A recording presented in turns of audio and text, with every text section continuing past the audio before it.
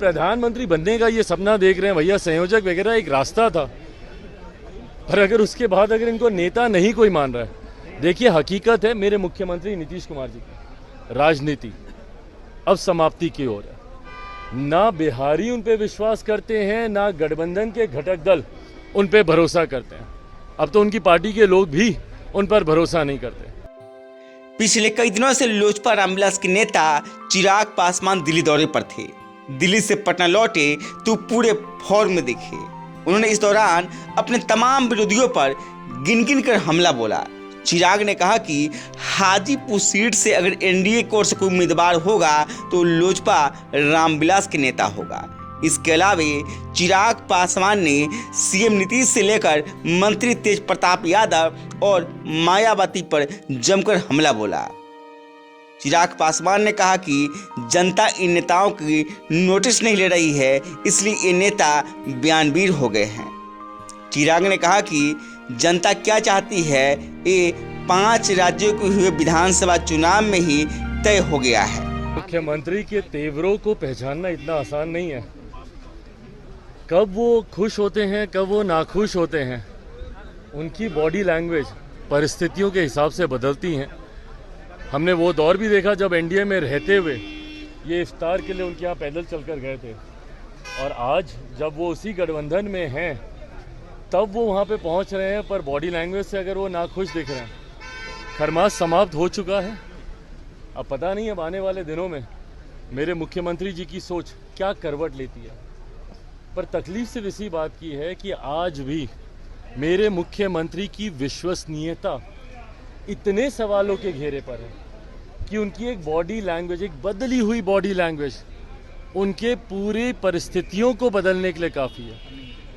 तो अगर वो पाला बदलते हैं, नहीं बदलते, मुझे नहीं पता, पर आज की तारीख में जब बिहार को मेरे मुख्यमंत्री की चिंता है तो वो सिर्फ अपनी चिंता में व्यस्त है।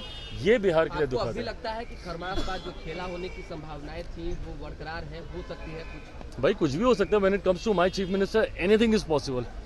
You can never say never. वो अपनी महत्वाकांक्षाओं को साधने के लिए किसी भी हद तक वो जा सकता है।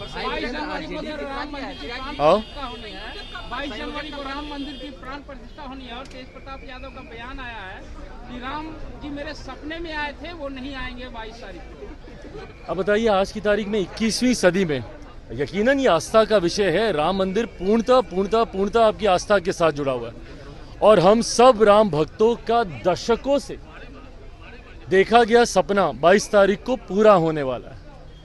ऐसे में जब इस तरीके के सपने की बात करते हैं, 21वीं सदी में ऐसी बातें करना कि भाई ये सपने में आए, वो सपने में आए, उन्होंने ऐसा कहा, उन्होंने वैसा कहा, हकीकत है ये सब बौखलाहट है। जितने भी इंडिया अलायंस के जितने भी घटक दल हैं वो सब बौखलाए हुए हैं। क्यों? क्योंकि एक राजनीतिक मुद्दा इनके हाथ से छीन लिया गया।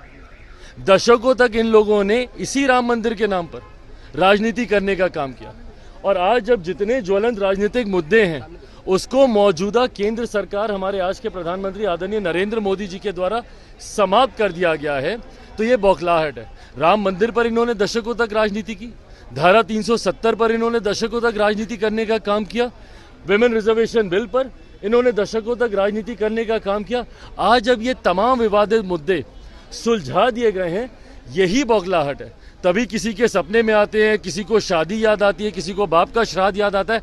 हकीकत है एक बड़ा अध्याय भारतीय राजनीति के साथ जुड़ने जा रहा है 22 तारीख। इसमें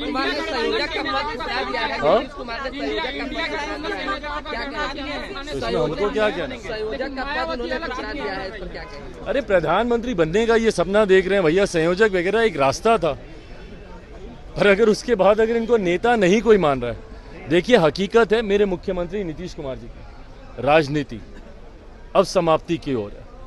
ना बिहारी उन पे विश्वास करते हैं, ना गठबंधन के घटक दल उन पे भरोसा करते हैं।